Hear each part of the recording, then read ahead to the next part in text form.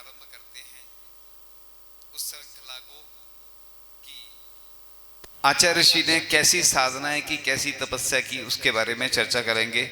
प्रतिदिन बहुत सारे संस्मरण सुनाने का प्रयास करेंगे, बीच में और भी जो हमने कल बताया था वो तो करेंगे ही।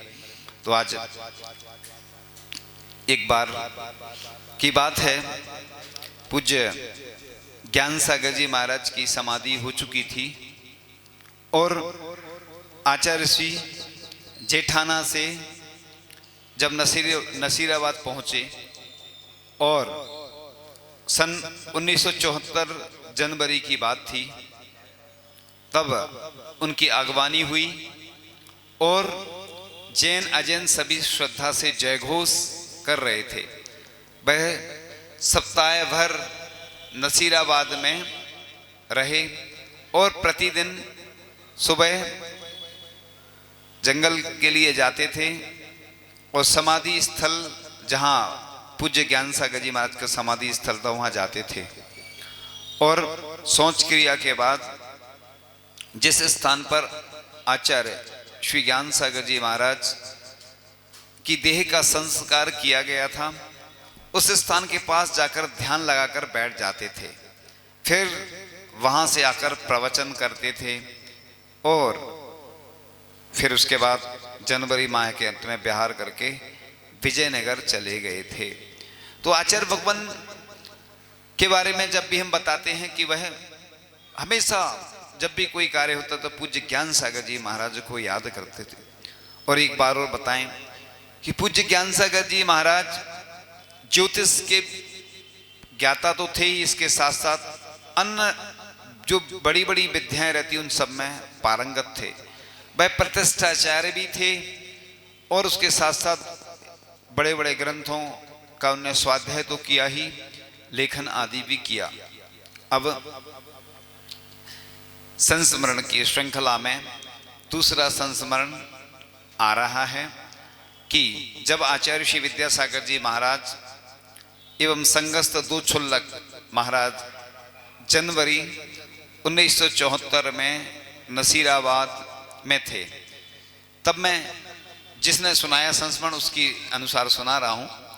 तब मैं गया और उनके साथ विहार में चल रहा था, संघ के साथ बांदनवाड़ा आया था। बांदनवाड़ा में नसीराबाद वालों ने चौका लगाया था, वहाँ पर हमने भी आहार दिया। सामयिक के पश्चात आचार्य श्री विहार करके विजयनगर पधारे थे। विजयनगर में भगवानी हुई थी। जितने दिन रुके प्रतिदिन प्रवचन होते थे जिसमें सभी जैन और अजैन समाज भी सुनने आती थी। अजैन लोग इतने प्रभावित हुए कि उनके निवेदन पर विजयनगर के चौराहों पर आचार्य श्री जी के प्रवचनों का आयोजन किया गया था, जिससे बहुत प्रभावना हुई थी। ऐसे आध्यात्मिक प्रवचन पहले किसी ने नहीं सुने थे। आचार्य श्री जनवरी में आए थे और फरवरी में कवलियास चले गए थे। लगभग 15 दिन का प्रवास था।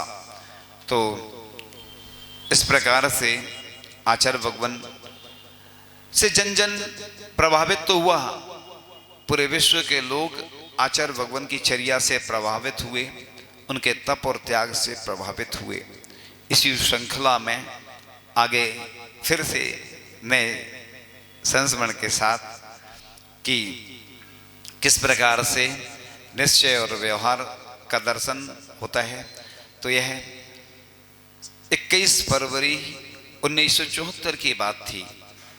आचार्य श्री विद्यासागर जी महाराज हमारे गांव गुलाबपुरा में आए थे।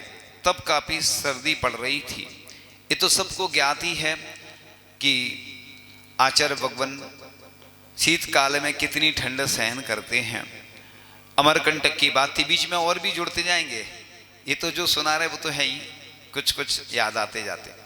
अमरकंटक में जब आचार्य ऋषि पहुंचे तो एक बाबा थे वहाँ के, और उनको शक हुआ कि ये रात में कुछ ओढ़ लेते होंगे, और वह अमरकंटक में रात में गए देखने के लिए कि ये कुछ ओढ़ लेते होंगे।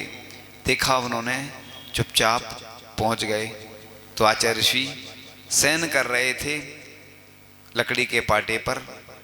उनके रोंगटे खड़े हो गए कि हम तो ये सोच रहे थे कुछ उड़ते होंगे, ये तो दिगंबर अवस्था में ही इतनी ठंड को सहन कर रहे हैं। और अमरकंटक की ठंड, यानी अमरकंटक में मार्च में भी गर्मी नहीं रहती, उधर ठंडक रहती है। तो आचार्य भगवान कि कई बार बिहार में ऐसे प्रसंग बने कि रात रात भर सोए नहीं आचार्य ऋषि, और मुनि महाराज उनके पैर के तलवे रहते ना जो, घिसते रहे रात भर। और कई बार तो ऐसी स्थितियां बन जाती कि खुला छप्पर भी रहता है या व्यवस्थित नहीं हो पाता है, और आचार्य भगवान उस शीत को सहन करते। तो आचार्य भगवान के बारे में चर्चा चल रही थी कि एक छोटे कमरे में पाटे पर हम लोगों ने चारा लगा दिया था। आचार्य श्री जी उस पर बैठ गए और ध्यान में लीन हो गए। 10 बजे रात में हम लोगों ने लेटने के लिए निवेदन किया तो उन्होंने सिर हिलाकर मना कर दिया। उनके साथ में 2 क्षुल्लक जी थे। सुबह उन्होंने बताया कि आचार्य श्री जी रात भर ध्यान में बैठे रहे।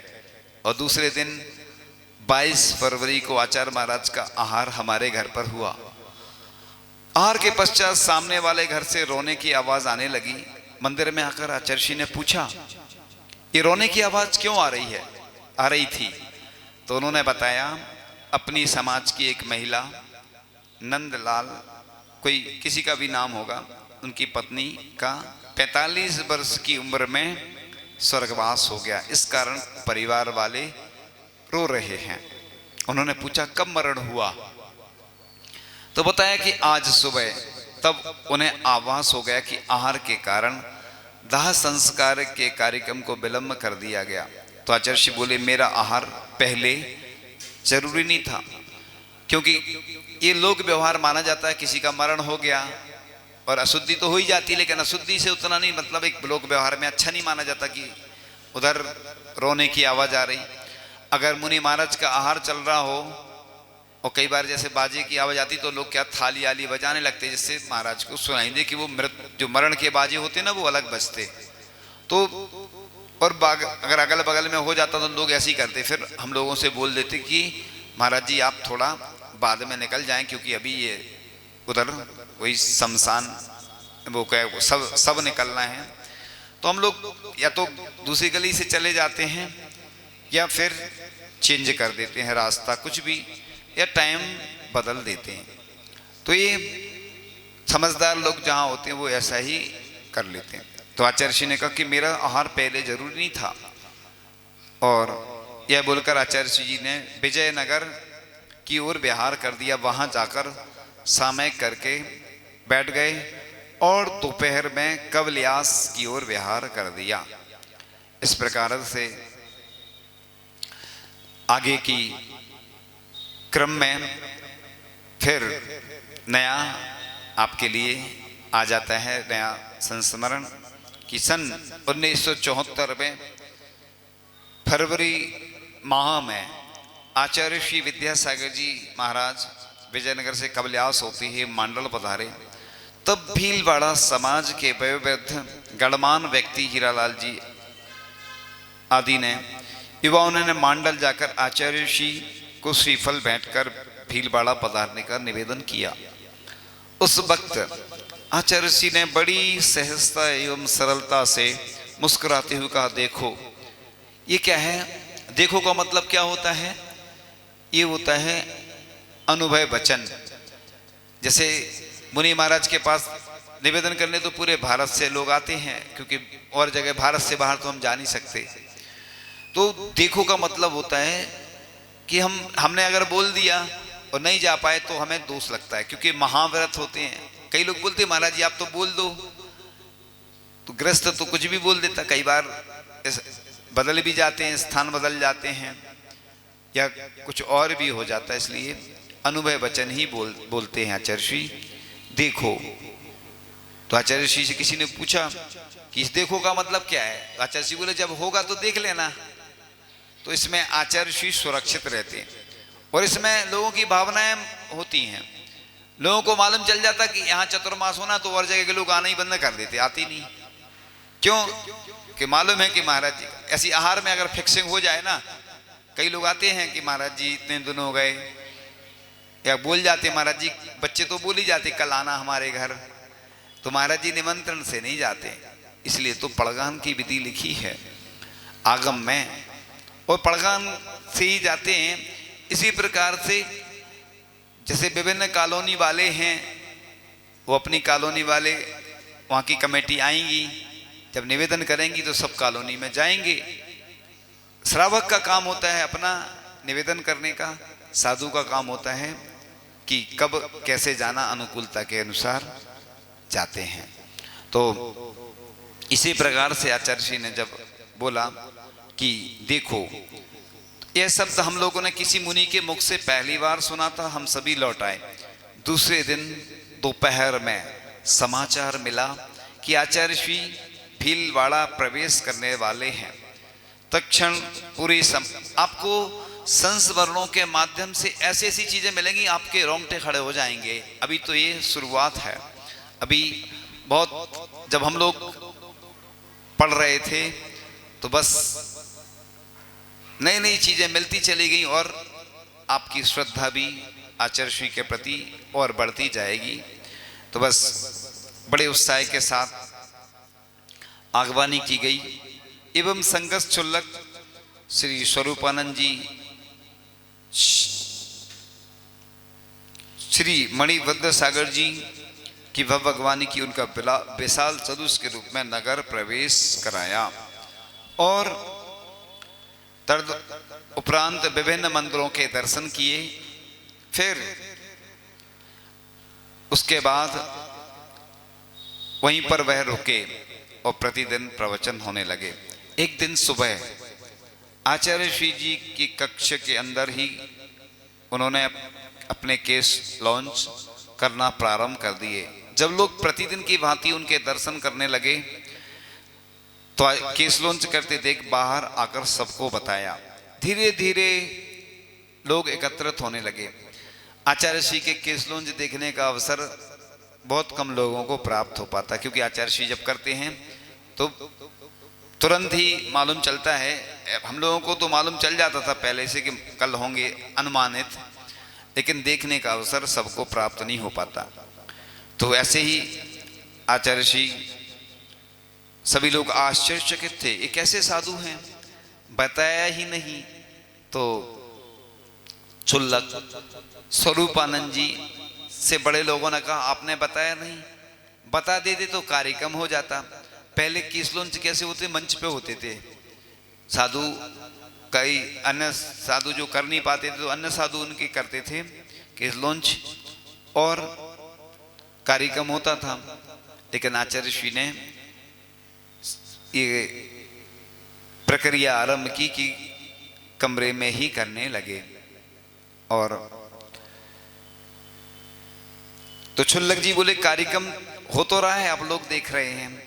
इस प्रकार आचार्य श्री जी 1974 से ही देखो शब्द बोलकर अनुभव वचन के माध्यम से अपने सत्य महाव्रत की पालना करते आ रहे हैं। तो आमलियों की बाड़ी में कुछ दिन प्रवास किया था, और आचार्य महाराज के चारित्र एवं क्रियाओं से लोग बड़े प्रभावित हुए। विशेष तौर पर जब उन्होंने बिना बताए अपने इस जीवन में 22वां केस लॉन्च किया था। एक दिन सुबह भोपालगंज के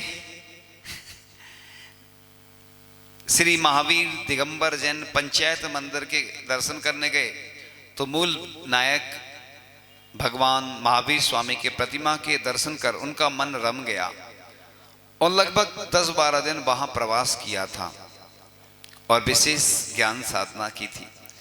इस प्रकार से कुंडलपुर के बड़े बाबा को जब आचार्य श्री ने 1976 में जब दर्शन किए तो आचार्य श्री बड़े प्रभावित हुए, और बड़े बाबा के यहाँ लगभग 5 चतुर्मास हुए, और कई ग्रीष्मकालीन और कई शीतकालीन हुए प्रवास, और आचार्य भगवान बड़े बाबा के ही हो गए। और बड़े बाबा की कृपा इतनी उनके ऊपर बरसती रही कि बस उन्होंने फिर सोचा कि बड़े बाबा को नया मंदिर बनवाना है और उच्च आसन देना है। तो बस एक बार की बात है, पूज्य समता सागर जी महाराज, प्रमाण सागर जी महाराज के साथ हम ब्रह्मचारी अवस्था में विहार करवाते हुए पहुंचे कुंडलपुर। तो मैं ब्रह्मचारी था, तो संघ में तो था ही मैं, लेकिन कुछ दिन संघ में कुछ दिन घर में। आचार्य भगवंत से मैंने प्रश्न पूछा, थोड़ा थोड़ा तो बोलने लगे थे अपन, छोटा बच्चा होता है, पैदा होता है ना, तो धीरे धीरे बोलना सीख जाता है। ऐसे ही अपन भी जब ब्रह्मचारी थे तो थोड़ा थोड़ा तो आचार्य श्री से बात करने लग गए थे। तो आचार्य श्री से मैंने कहा, आचार्य श्री लोग कहते हैं बड़े बाबा कैसे जाएंगे, तो देखो हमारे आचार्य भगवान कितने सरल और सहज हैं। लोग कहते हैं कि आचार्य श्री बहुत कठिन है, मैं कहता हूँ दुनिया में आचार्य श्री से सरल कोई है ही नहीं। वो कठिन भी हैं, चर्या में कठिन हैं तो व्यवहार में बहुत सरल है, लेकिन शिष्यों को अनुशासन सिखाने के लिए आचार्य भगवान को कठिन होना पड़ता है। तो इस आचार्य श्री ने कहा अपन बड़े बाबा को उच्चासन बनाकर देंगे, बड़े बाबा से कहेंगे कि आइए और बैठिए, तो बड़े बाबा बैठ जाएंगे। तो हमने सोचा, देखो छोटी बुद्धि वाले लोग कैसे सोचते हैं। हमने कहा देखो आचार्य जी तो ऐसे कह रहे जैसे छोटे से बच्चों का जैसा खेल हो, काम हो। जब मैंने बड़े बाबा को विहार करते देखा तो उस दिन सब महाराजों को आचार्य जी ने कह दिया नीचे जाना, क्योंकि ऊपर उतनी व्यवस्था नहीं थी। हम लोग लेकिन नहीं गए। हमने कहा बड़े बाबा को तो रात में देखेंगे कैसे जाते हैं बड़े बाबा। तो रात में तो किसी कारण बड़े बाबा का वो कुछ काम हो नहीं हो पाया, दिन भर लग गया। फिर शाम को बड़े बाबा विराजमान हुए थे। तो जब आचार्य श्री ने देखा कि बड़े बाबा उठे जैसे ही, तो आचार्य श्री की आंखों में आंसू आ गए बहते हुए। आंसुओं ने आंख से बस इतना ही कहा, हमें क्या पता था एक दिन घर से निकाले जाएंगे। तो जो आंसुओं का घर होता है वो क्या होती है, आंखें होती हैं। तो आचार्य श्री की आंखों में हमने पहली बार जीवन में आंसू देखे थे। और अभी जब भी दीक्षा हुई, नेमावर में क्षुल्लक दीक्षा हुई थी अभी, और फिर कुंडलपुर में एक बार मुनिराज आए थे तब, फिर एक बार पंचकलना के दौरान आचार्य श्री की आंखों में, अब तो कई बार ऐसे भावुक हो जाते हैं कि देखो, क्योंकि उन्होंने ऐसे बड़े बड़े काम किए हैं, लेकिन अभी भी उनके मन में एक विकल्प रहता है कि मैं ये नहीं कर पाया, ये नहीं कर पाया। इसलिए वो देखो भगवान की सुरक्षा के लिए कि हमारा जिन शासन जैन शासन जीवित रहे, जयवंत रहे, ऐसे एक संत को चिंता होती है। अपन तो एक मंदिर को सुरक्षा प्रदान नहीं कर पाते, और आचार्य भगवान इतनी दूर विहार करते हुए निरंतर चले जा रहे, चले जा रहे, चले जा रहे, और पता ही नहीं चल रहा है कि कब पहुंचेंगे, इतनी लंबी यात्रा। तो बस ऐसी उनकी भावना रहती है कि हमारे बड़े बाबा नए मंदिर में कब जाएंगे, कैसे जाएंगे। और उन्होंने एक सपना देखा था। तो पूज्य सुधा सागर जी महाराज के साथ जब हम गए भगवान के दर्शन करने, बड़े बाबा के दर्शन करने, तो महाराज जी ने सबसे पहले एक ऊपर आदिनाथ भगवान की प्रतिमा है, बड़े बाबा के बाईं ओर एक मंदिर है ऊपर, उधर दोनों चरण स्पर्श करते हुए उन भगवान की बहुत सारी जो एनर्जी रहती ना, एनर्जी ली, फिर हम सबको एनर्जी दी। उसके बाद कुंडलपुर के बड़े बाबा के यहाँ पूज्य व्यापक मुनि श्री सुधा सागर जी महाराज जी पहुँच जाते हैं, और फिर से बड़े बाबा के दोनों चरण स्पर्श करते हैं, और दोनों चरण स्पर्श करते हुए बहुत देर तक फिर अपने माथे को बड़े बाबा की गाथा सुनकर झुकाती है दुनिया माथा। तो उन्होंने वहाँ पर अपने सर को झुकाया बड़े बाबा के ऊपर, दोनों हाथों से उनके चरण स्पर्श करे बहुत देर तक। उसके बाद महाराज जी हम लोगों से कुछ नहीं बोले और हम लोगों को स्पर्श किया। अपने हाथ लगाए, बड़े बाबा की एनर्जी दी और उसके बाद बैठे तो उन्होंने भक्तांबर का पाठ प्रारंभ कर दिया। तो हम लोगों ने सोचा कि हम लोग भी साथ में पढ़ते हैं, पूरे भक्तांबर का उच्चारण करते हुए।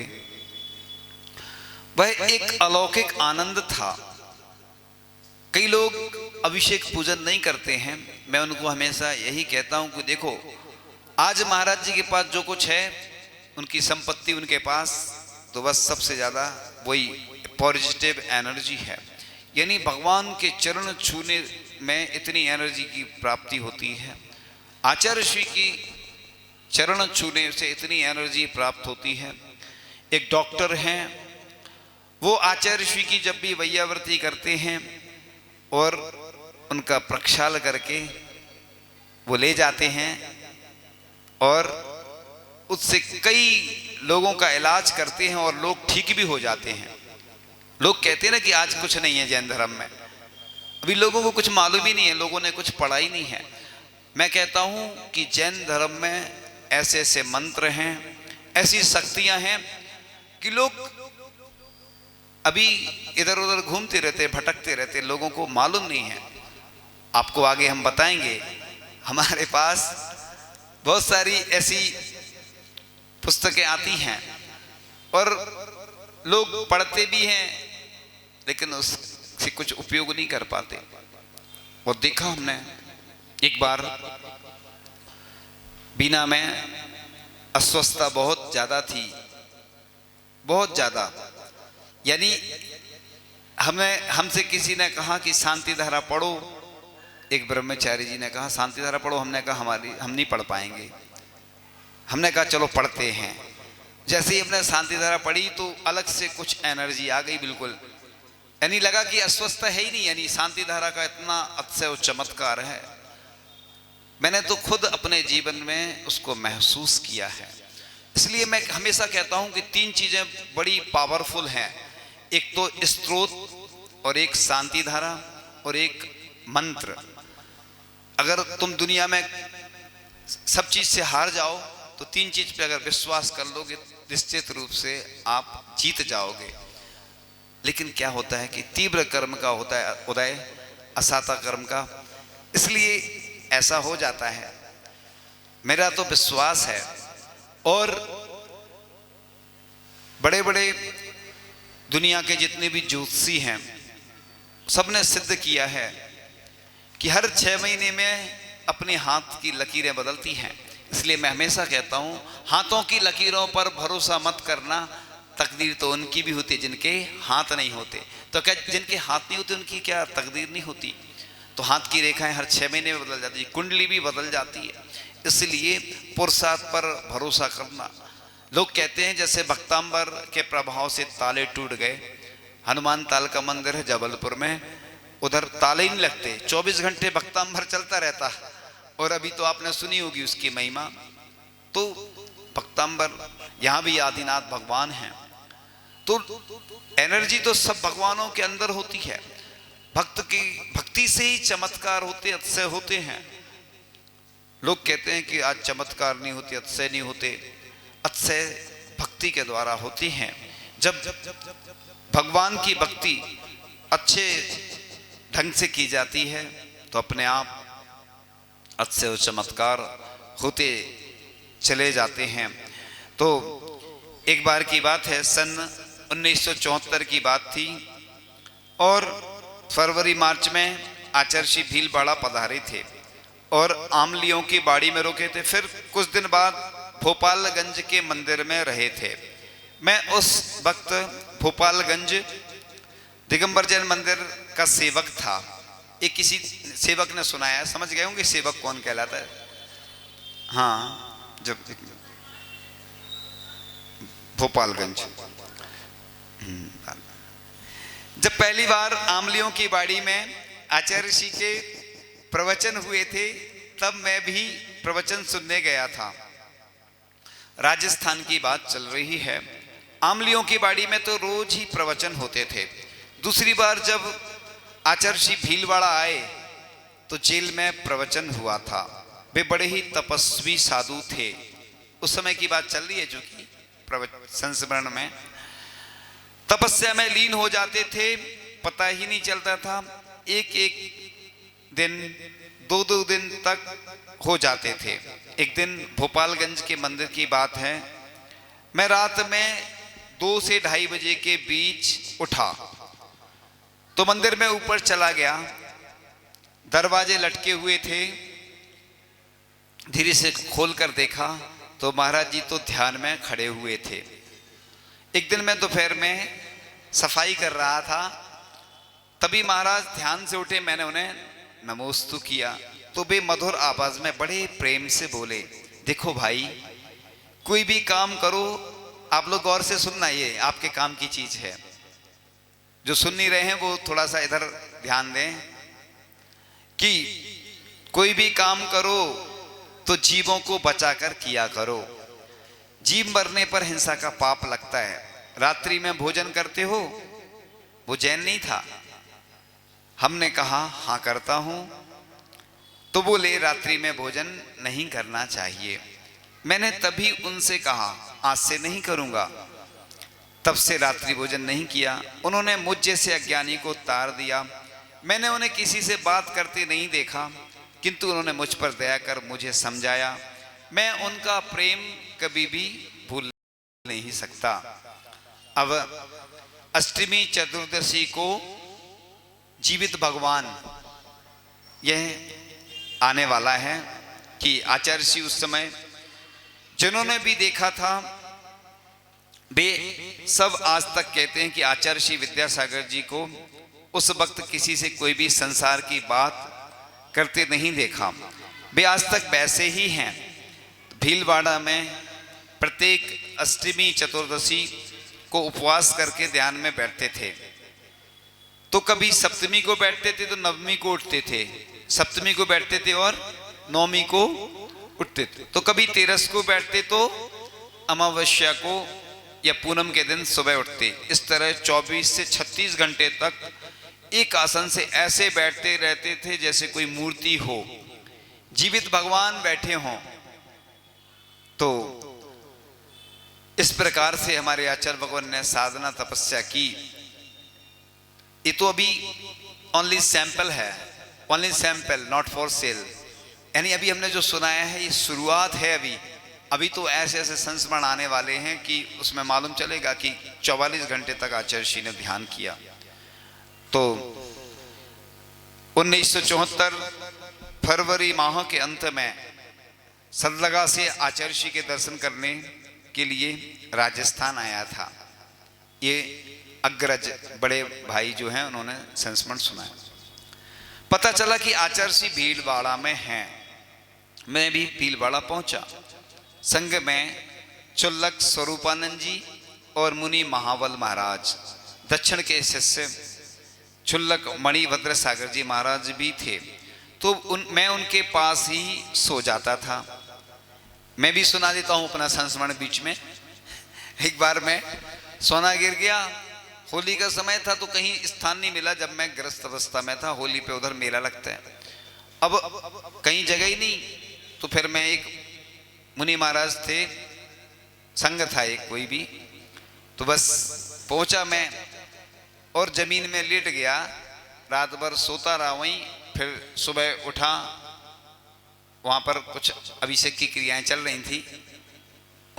मंदिर नहीं था वो, समझ जाना आप लोग, कुछ कुछ चीजें हम खुल के नहीं बोल पाते। तो अभिषेक क्रियाएं चल रही थी और फिर हम वहां से आ गए। देखो कई बार ऐसी स्थिति हो जाती कि सोने के लिए कोई स्थान नहीं मिला तो जमीन में सो गए। ब्रह्मचारी नहीं थे हम, सामान्य ग्रस्त अवस्था की बात चल रही। तो एक दिन मैं उनके पास ही सो जाता था। एक दिन हमने आचार्य महाराज को अपनी कक्षा 11वीं का सर्टिफिकेट दिखाया। आचार्य श्री सर्टिफिकेट देखकर बोले कक्षा में सेकंड परिणाम है, बहुत अच्छा है, और पढ़ो, कॉलेज में भी पढ़ना, भाई बहनों को भी पढ़ाना, अब बीच में पढ़ाई मत छोड़ना। किसको बुलाए समझ गए ना आप लोग, बड़े भाई, गृहस्थ जीवन। फिर बात करने का अवसर नहीं मिला। हमने वहां पर 44 घंटे तक ध्यान में देखा। 13 के दिन 12 बजे दोपहर सामयिक के लिए दीवार की ओर मुख करके बैठे। तो आचार्य श्री फिर उठे ही नहीं। मैंने सोचा कि आहार पानी तो लेकर के आ गए, फिर अभी तक शंका आदि के लिए नहीं गए, जाएंगे या फिर संभवतः रात्रि में जाएंगे। फिर भी मैं वहां पर देखता रहा, रात में 10 बज गए, उठे ही नहीं। समाज के बीच सब लोग भी चले गए जो सेवा वैयावृत्ति करने के लिए आए थे। दोनों क्षुल्लक महाराज सो गए, मैं भी लेट गया, किंतु नींद तो आ ही नहीं रही थी, क्योंकि रात में आचार्य महाराज उठेंगे तो अंधेरे में कैसे जाएंगे। वैसे एक बात बता दूं, आचार्य श्री का नियम था कि शाम को जिस पाटे पर बैठ जाते थे और 12 घंटे बाद उठते थे। ये तो मैंने खुद साक्षात देखा। अब कोई अस्वस्थता है या कोई अन्य कारण है वो अलग बात है, बाकी आचार्य भगवान तो उन्होंने सोचा कि मेरे पास टॉर्च है, मैं प्रकाश दिखा दूंगा। इस कारण निद्रा थोड़ा आती फिर खुल जाती। दिखता तो वो वैसे ही बैठे हैं, रीढ़ सीधी दिखती। सुबह हो गई, चतुर्दशी का दिन था, लोग आए, दर्शन करके चले गए। दोपहर में प्रवचन सुनने के लिए लोग आए, तो आचार्य श्री को ध्यान में बैठा देख सभी लोग थोड़ा थोड़ा जाप वगैरह करके चले जाते। फिर तीसरे दिन सुबह 8 बजे के बाद उठे, लोग चर्चा करने लगे। 44 घंटे से भी ज्यादा समय हो गया। एक आसन से बैठने के बाद भी उनके चेहरे पर थकान नहीं है।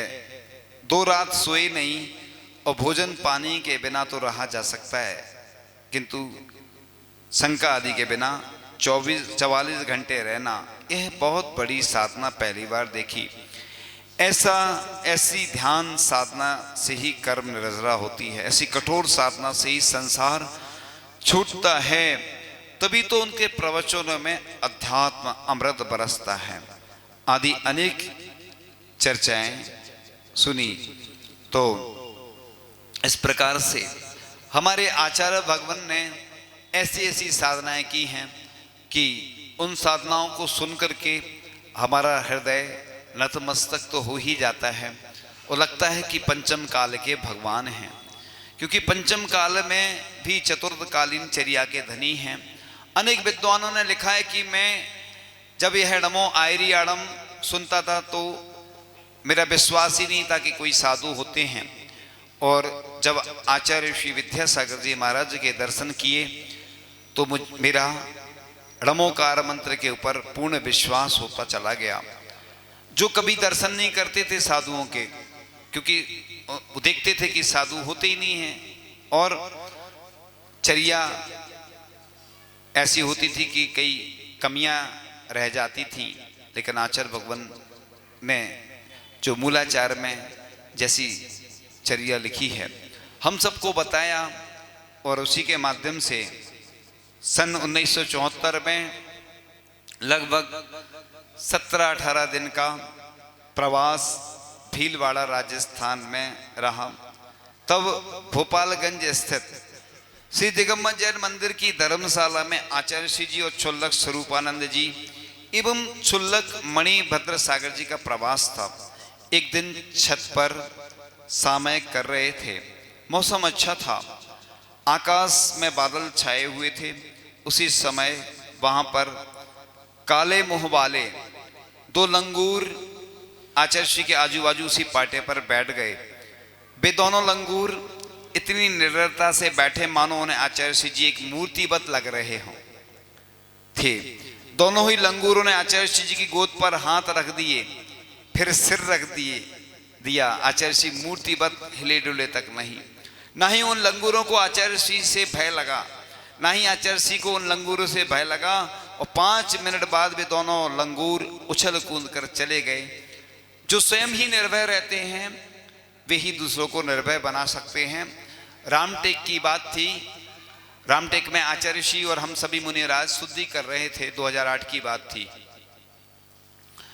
और आचार्य श्री शुद्धि कर रहे थे, इतने में एक बंदर आया और आचार्य श्री की पीठ पर कूद गया। आचार्य श्री का बैलेंस बिगड़ा और आचार्य श्री गिर गए। छत पे ही ऐसे बैठे थे ना, शुद्धि कर रहे थे तो गिर गए और आचार्य श्री के घुटने छिल गए। और आचार्य ऋषि के घुटने, चूंकि वो छत पुरानी सी छत थी तो उसके कारण वो बंदर जो था वो गुस्से में था। फिर हम लोगों ने श्रावकों को बुलाया और श्रावकों से फिर उनको बंदरों को अलग किया। उधर बंदर तो बहुत रहते ही हैं, तो फिर आचार्य ऋषि ने, उसका इतना वजन था कि वो इसे कूदा ना, तो आचार्य ऋषि अनबैलेंस हो गए और गिर गए। तो ऐसे कई बार आचार्य ऋषि के ऊपर उपसर्ग हुए।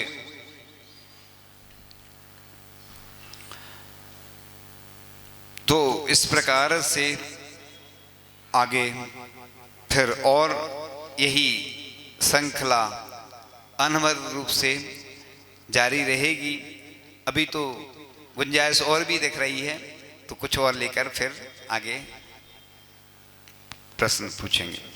तो एक दिन गंगापुर ग्राम निवासी दिगंबर जैन समाज के लोगों ने श्रीफल अर्पित कर निवेदन किया कि महाराज, हमारे गांव में 35 वर्षों से कोई जैन साधु मुनि का आगमन नहीं हुआ है, अतः आप पधारें और ऐसा आशीर्वाद प्रदान करें कि हम लोगों को जैन साधुओं की सेवा हमेशा मिलती रहे।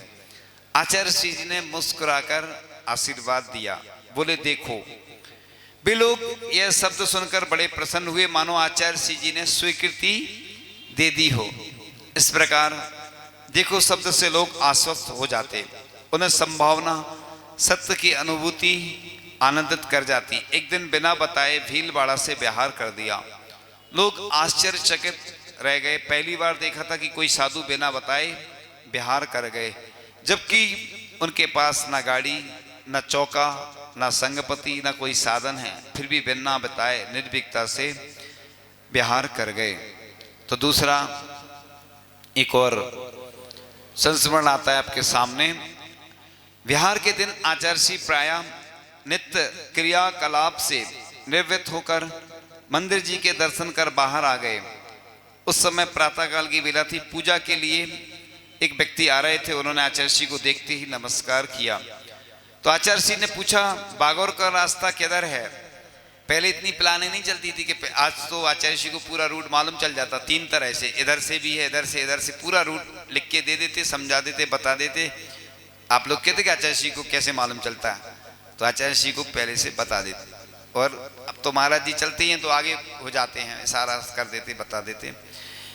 तो आचार्य श्री पहले ऐसे ही पूछ लेते थे लोगों से।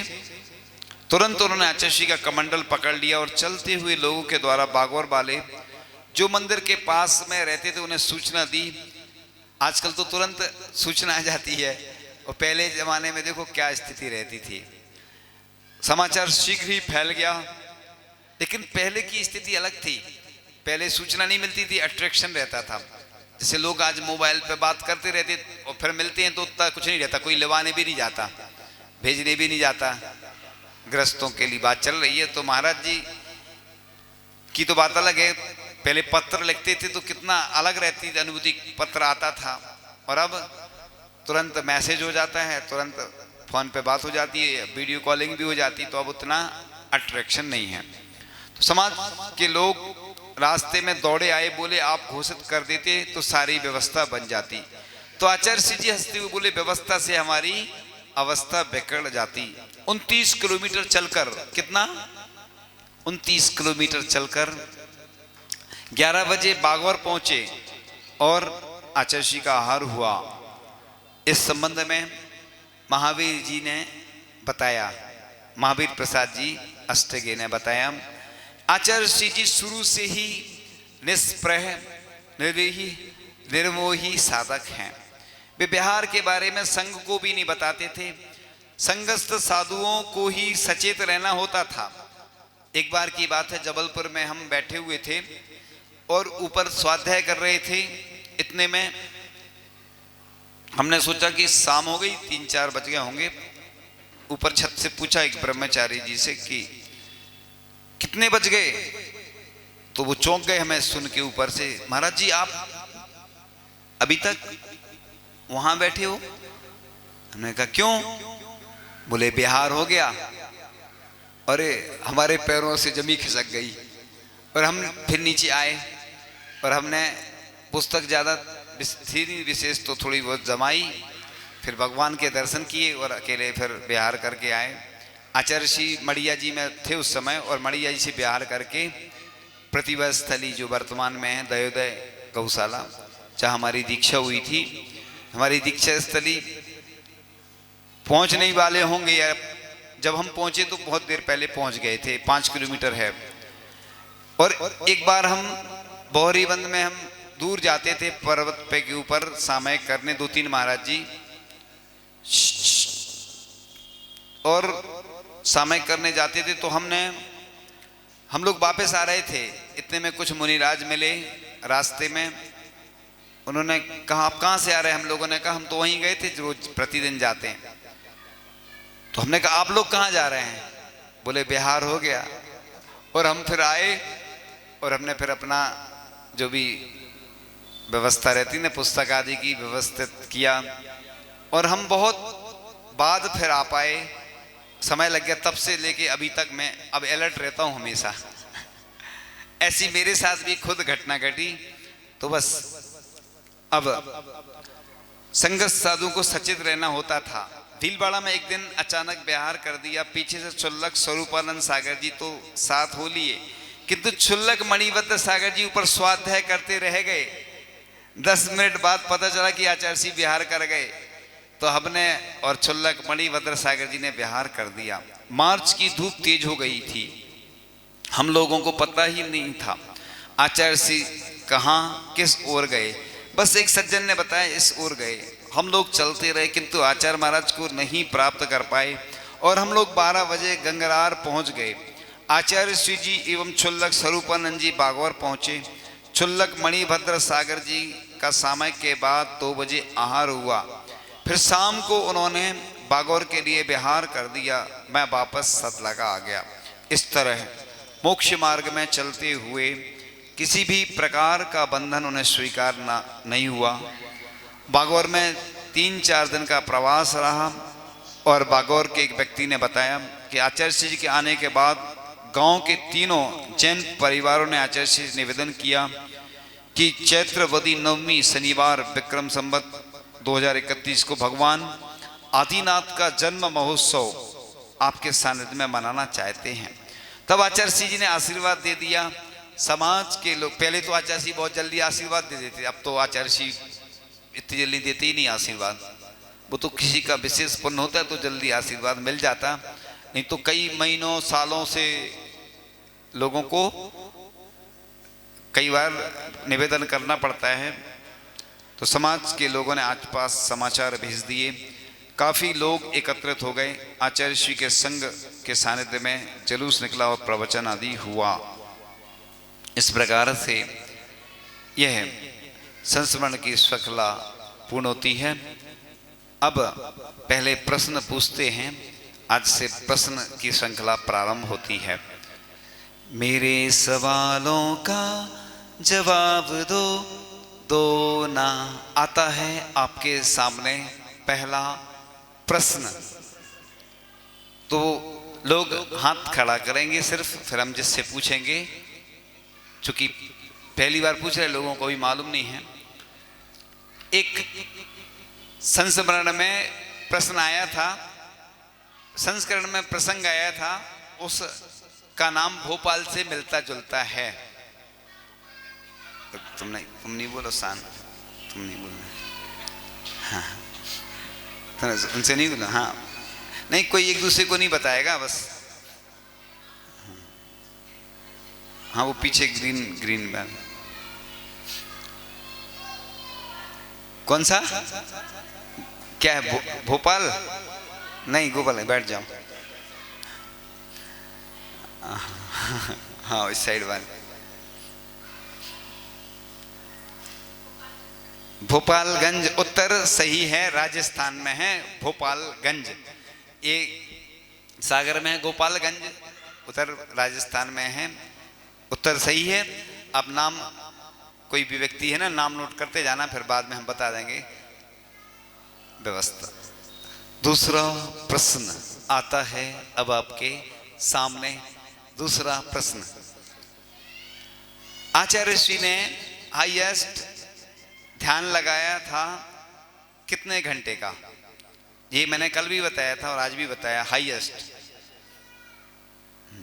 हाँ वो पीछे 44 घंटे ध्यान लगाया था। उत्तर बिल्कुल सही है।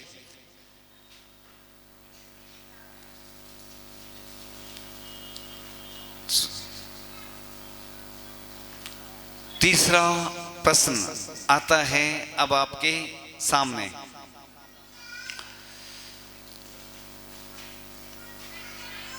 आचार्य ऋषि ने उपवास किए थे जब, तो वो कौन सी तिथि थी? हमने अभी संस्मरण सुना है ना, उसमें 2 तिथि आई थी जो प्रसिद्ध हैं, सब जानते हैं। तिथि जिसमें अपन विशेष कुछ करते हैं ना, उपवास वगैरह, 2 तिथि प्रसिद्ध हैं, सब लोग जानते हैं। हम बोल रहे इतनी सरल है कि बच्चों तक को मालूम। अरे तुम नहीं बोला, तुम सब। हाँ हाँ जी, ग्रीन वाली, ग्रीन, हाँ वो ग्रीन तो नहीं, मिलिट्री कलर है। अष्टमी चतुर्दशी उत्तर सही है, सही है। हाँ अष्टमी चतुर्दशी ये 2। सुनो अभी हम बता देंगे, इधर बंद करवा के अभी बता देंगे। चलो ये हो गया, 3 हो गए ना। चौथा प्रश्न आता है अब आपके सामने।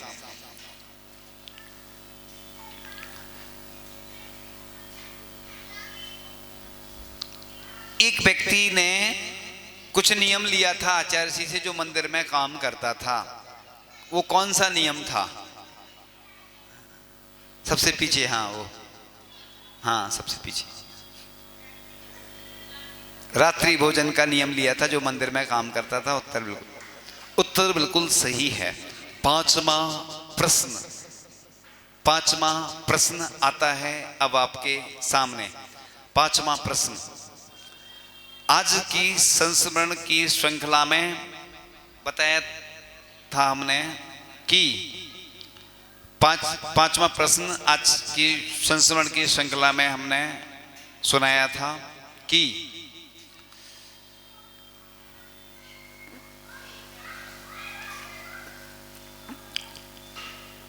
आचार्य ऋषि ने गृहस्थ जीवन के भाई से कुछ कहा था कि क्या करना। हाँ ये आगे बैठी ने, सबसे आगे। हाँ नहीं वो नहीं, ये वाली। हाँ वो वाइट वाली, वाइट।